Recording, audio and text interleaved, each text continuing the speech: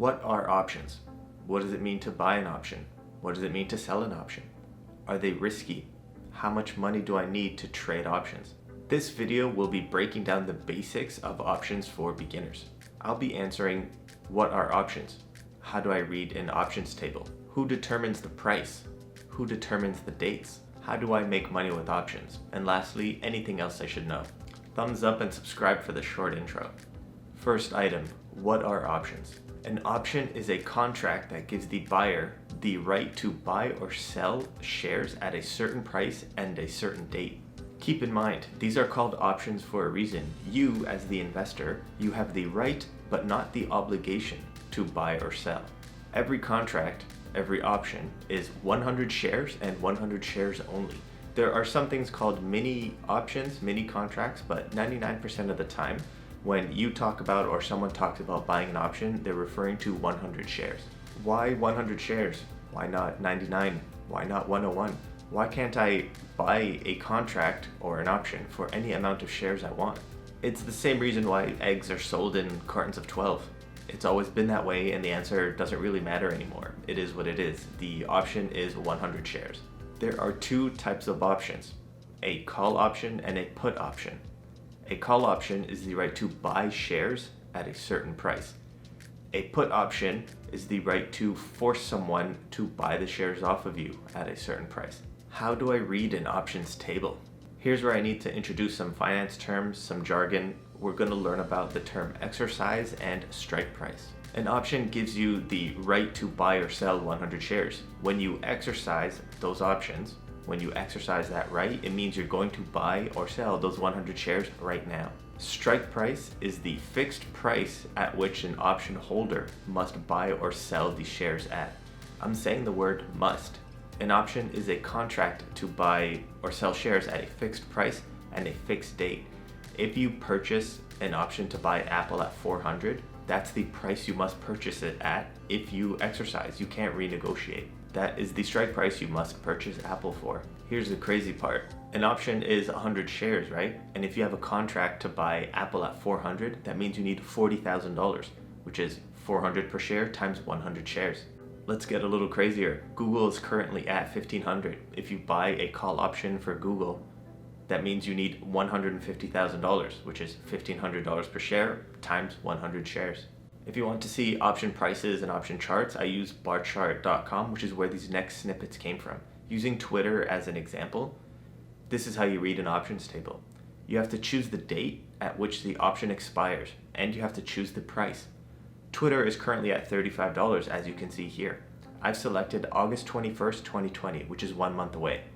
If we look at the bid and ask section, the bid is the highest someone is willing to pay for an option. The ask is the lowest someone is willing to sell for an option. It's a market. There are buyers and sellers. Let's use the $40 strike price. Twitter is at $35. In 1 month, I think it will go up higher. So let's buy the $40 strike price. You see, it shows around $137. Does this mean I only have to pay $1.37 and I can purchase 100 shares of Twitter? The answer is no. This is the annoying part. Every option is listed per share, and there are 100 shares. So $1.37 per share times 100 shares, you'll need to pay $137. Why is it like this? Why does it show $1.37 when I need to pay $137? For some reason, they like to show the per share amount. If you pay $1.37 for one share, but since you have to pay for 100 shares, it's $137. It's annoying, but again, it is what it is. Who determines the expiration dates of options? This is a little weird to answer. Neither the buyer nor the seller can choose a unique expiration date. You must select from a pre-selected, a predetermined list. Most options expire on Fridays. If you want to buy or sell an option, you can't choose the date, meaning you can't choose Tuesday, Wednesday, Thursday, or Saturday. You must choose from a pre-selected list. The only option I know that doesn't only trade on Fridays is SPY. It has expirations of Monday, Wednesday, and Friday. You can buy monthly options if you want, and they expire on the third Friday of every month. Let's take a look at Zyme, for example. As you can see, you can only buy or sell monthly options on this stock. These are your only options. You also have stocks that have weekly and monthly options. Take a look at Apple. You can see all the dates to choose from. The W's are for weekly, obviously. This means you can buy or sell an option every Friday, and you can also buy one that expires the next Friday. You can choose 1 month or 6 months or longer, but it has to be a Friday. Who determines the strike prices of options? When you're looking to buy or sell an option, you have to choose the date, which we discussed. You also have to choose the strike price. These numbers aren't arbitrary, they're pre-selected, and just as the expiration dates are a pre-selected list, the strike prices are also a pre-selected list that you have to choose from. The more liquid and the more traded a stock is, the more strike prices you'll have to choose from. Let's take a look at Zine again. You won't see much movement in the stock.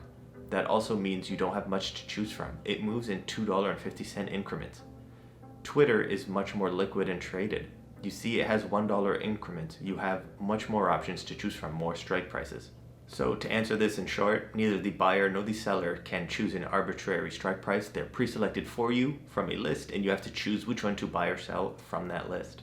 How do I make money off of options? Making money off of options. This is why you're here. We're going to keep it very basic and very simple for this video, and we'll dive deeper into more advanced strategies later in the future. I'm going to be sticking to 4 topics: buying a call option, selling a call option, buying a put option, selling a put option. Sticking with Twitter as an example, you can see there are call options and put options. If you think a stock will go up, you will want to buy a call option. Twitter is at $35. If you think it'll go higher in a month, you could buy the $36 option. You could buy the $40 option. If by the expiration date, Twitter is higher than the strike price you chose, let's say Twitter is at $45 and you chose a $40 strike price, you're in the money. You're making money on this option. You have the right to buy 100 shares of Twitter at 40, but it's currently at 45, so you're $500 in the money. Sticking with Twitter, if you think it'll go down in a month, let's say you choose a put option for $30 a month, and in 1 month Twitter goes down to $27. It means you're also in the money. You have the right to force someone to buy your shares at $30, but Twitter's at $27, so you're $300 in the money. Those examples were buying a put option and buying a call option. But what about the selling side? You can sell a call option, but what does this mean? Buying a call option means you have the right to buy the shares, let's say Twitter at $40. But on the flip side, someone can force you to buy the shares at $40. If you're selling an option, if you're selling a call option, someone can force you to buy these shares. Ideally, if you're selling a call option, you don't want the stock to go higher. If you sell a call option for 40, you don't want Twitter to hit 45.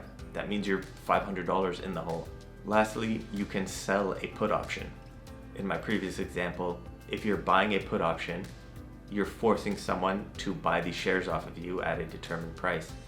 If you're selling a put option, someone can force you to buy the shares at a predetermined price. Ideally, if you're selling a put option, you don't want the stock to go lower. What does this mean?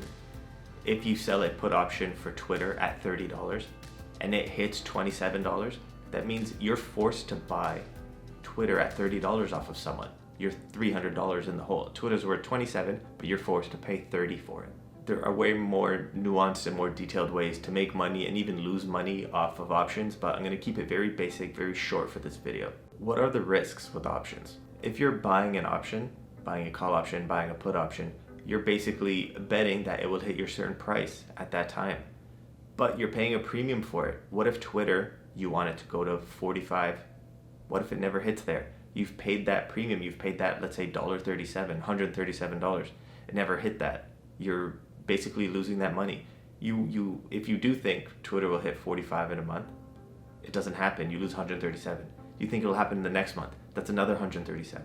And then you keep doing that for a year. Finally, it hits your strike price. Would you have made back your 12 months of $137 payments? Lastly, anything else I should know? Notice how on the buying side, you have the option to exercise your contract. This is a very important distinction to make. On the selling side, you don't have an option, you have the obligation. You pretty much indirectly signed a contract saying you will buy or sell someone's shares or your shares at a certain price. There are no options for sellers, those are only called obligations. When you're buying an option, you have the option to exercise or not. When you're selling an option, you have the obligation.